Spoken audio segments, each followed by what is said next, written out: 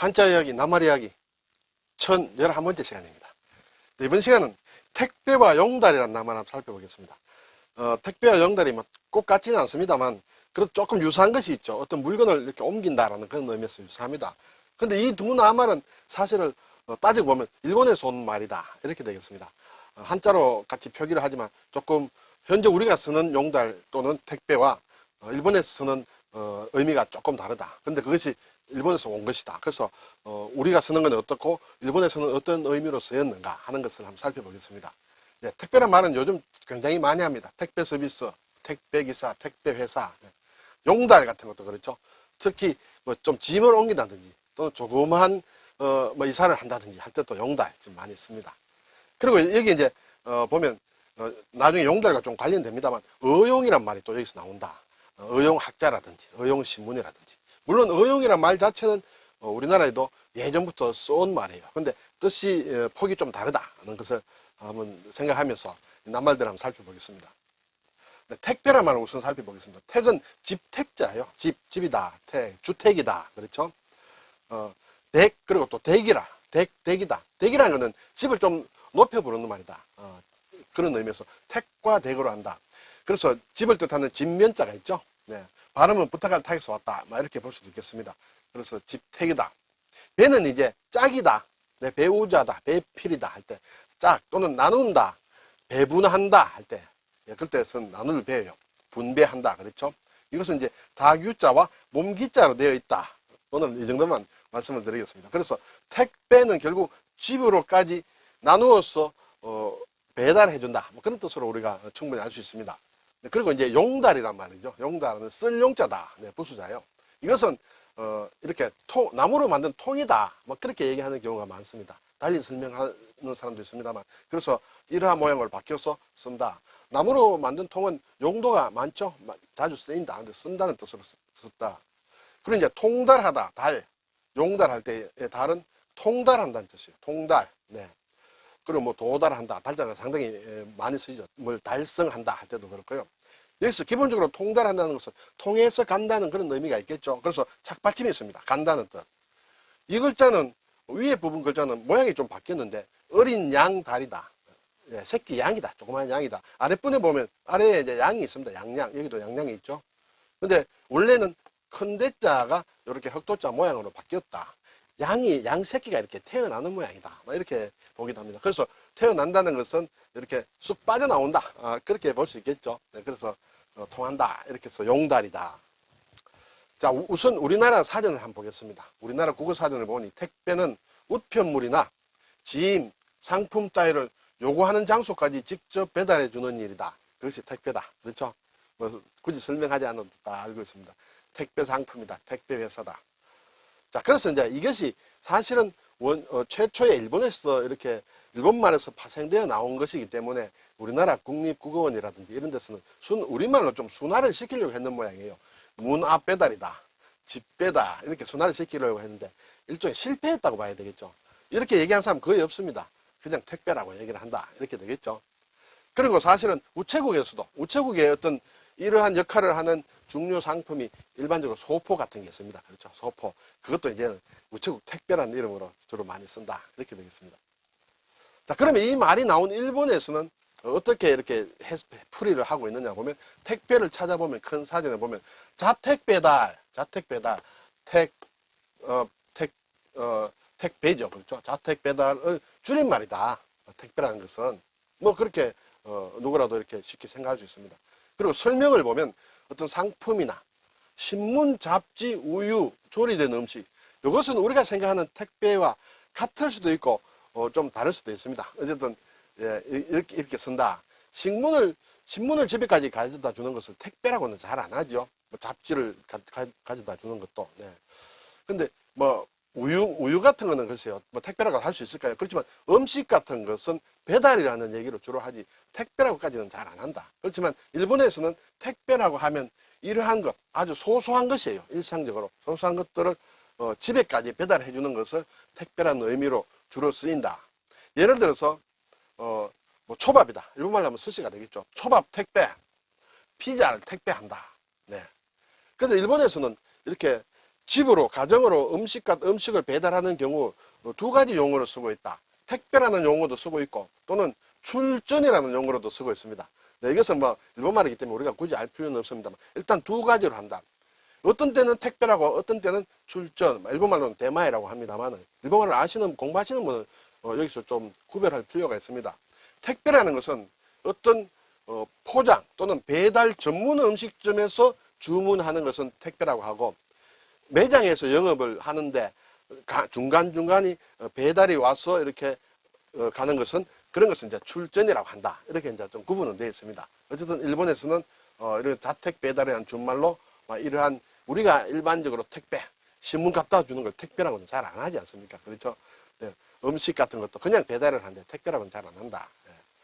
그렇게 되면 이제 택배라는 것을 글자 그대로 보면 일본 사람들은 택배편이라고 합니다. 택배편. 그렇죠. 무슨 인편이다. 뭐 할 때 택배편이다. 집에 가져다 주는 거는 전부 택배편이에요. 그런데 우리는 지금 택배라는 말을 많이 쓰는데 일본에서는 택배란 말이 이러한 용도로 주로 쓰이기 때문에 현재 우리가 얘기하는 택배라는 것은 택급편으로 쓴다. 주로 택급편. 일본말로는 이제 다큐빈이라고 하는데 아주 급하게 집에까지 갖다 주는 것이다. 이렇게 되겠죠. 근데 이거 근데 이 택급편이라는 것은 어떤 특정 회사의 서비스 이름이에요. 서비스 이름이에요. 그런데 이 회사에서 취급하는 이 택배 양이 너무나 압도적으로 많기 때문에 주로 택급편이라는 말로 쓰는데 결국 범위를 따져보면 이 택배편이 훨씬 크다. 택급편이라는 것은 이 안에 들어간다. 포함이 되는 것이다. 이렇게 볼 수 있습니다. 어쨌든 택배라는 말은 우리가 일본에서 나온 말이지만 우리가 쓰는 것과 현재 일본에서 쓰는 것은 조금 어감이나 뉘앙스나 내용이 조금 다르다는 것을 한번 살펴봤습니다. 자, 이제 용달을 한번 보겠습니다. 용달은 우리 국어사전을 보니 상품이나 물건 따위를 전문적으로 배달하는 것 또는 그런 일을 용달이라고 한다. 그렇죠? 또 다른 사전을 보니 물건이나 짐 따위를 전문적으로 배달하는 데 사용되는 작은 자동차를 얘기하기도 한다. 그래서 배달하는 일 자체를 용달이라고도 하고 또는 그것을 하는데 사용하는 작은 자동차도 용달이라 한다. 이렇게 되겠죠. 그래서 이삿짐은 용달에 실어 보냈다. 결국 이것은 용달차에 실어 보냈다. 이렇게 되겠죠. 그래도 우리가 이제 용달 속에 용달차라는 뜻도 같이 포함되어 있다. 이렇게 되겠죠. 근데 제가 용달차라는 것으로 좀 검색을 해보면 일반적으로 1에서 1.5톤 사이의 적재 능력을 가진 트럭이다. 혹은 밴을 의미한다. 일단 이렇게 되어 있습니다. 그렇죠? 자, 우리는 이제 용달을 이런 식으로 씁니다. 그러면 이 말이 나왔다고 생각되는 일본에서는 어떤 식으로 설명을 하냐면 원래는 조달이라는 뜻이다. 용달이라는 말이 뭘 조달한다. 물품을 조달한다는 그런 뜻이다. 그리고 관청 등에 출입하여 상품을 납품하는 일이다. 또는 그런 상인도 용달이라고 한다. 이렇게 되는 것이죠. 관청, 일반인 그것이 아니라 관청이나 궁궐 같은 데 얘기하는 것이다. 그래서 이 용달을 하는 것은 사실은 어용과 관련된 것이다. 어용이라는 말은 우리도 오래전부터 써오던 얘기예요. 임금님이 하시는 일과 관련되는 것, 그리고 궁궐에서 하는 일과 관련되는 것. 그런 것을 우리도 그렇게 쓰는데 일본에서도 궁중이나 네. 근데 여기는 관청까지도 들어가 있습니다. 관청에서 어떤 하는 일을 가지고 어용이라 한다. 이렇게 되겠죠.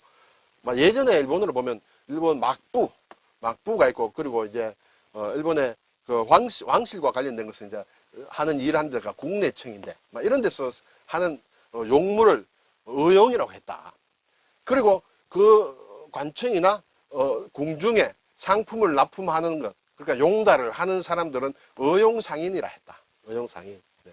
그래서 궁중, 관청에 용품을 납품하는 상인을 어용상인이라 했는데 이러한 사람을 또 어용달이라고도 했다. 어용달. 예. 용달이라는 것 자체에 원래 관청 등에 조달을 해주는 것이다. 거기에 을을 더 붙여서 어용달 했다. 그래서 궁중이나 관청에 물품을 납품하는 상인을 어용달 이렇게 했다는 것이죠. 근데 이것이 이제 1954년도에는 폐지가 됩니다. 폐지가 되고 지금은 이 제도를 쓰지 않는데 일본에서도. 근데 이러한 형태가 남아있는 것은 제가 자료를 보니 영국에서는 아예 남아있다. 로얄 워런트라는 이런 제도로 해가지고 이렇게 특별히 영국의 왕실에 납품을 하는 것은 딱 제한이 되어 있다. 네, 그렇게 되는 것 같습니다. 자, 그래서 용달이란 말은 우리는 지금 거의 일반적으로 어떤 짐을 옮기고 하는 것 또는 짐을 옮기는 차 그런 걸 얘기하지만 일본에서는 궁중이나 관청과 관련된 그런 용어로 써온 낱말이다. 이렇게 되겠습니다. 지금 제가 검색을 해보니 어떤 예를 들어서 이것은 뭐 커피 같은데 이것은 판매를 하는 일반적으로 판매하는 데인데 여기에 보면 어떤 표시를 해 놓습니다. 예전에 우리가 국내청에 일본 왕실이에요. 일본 왕실에 를 관장하는 이제 기구인데 거기에 의용달 우리가 납품을 했다라는 것을 지금은 그 제도가 없지만 이것은 이제 표시를 해 놓은 것이에요. 그러면 이 회사의 것은 좀 신뢰할 만하다. 품질이 좋은 모양이다. 옛날에 왕실에서도 썼으니까 좋은 모양이다. 이런 이제 소비자들에게 그런 생각을 가지게 하겠죠. 그리고 예를 들어 뭐 도자기 같은 거다. 화병이다. 여기도 보면 뭔가 이렇게 국내청 의용달 우리 옛날에 이렇게 궁궐에다가 납품한 사람들이야 라는 것은 이제 선전하기 위해서 이렇게 지금도 적고 있다 이렇게 되겠습니다.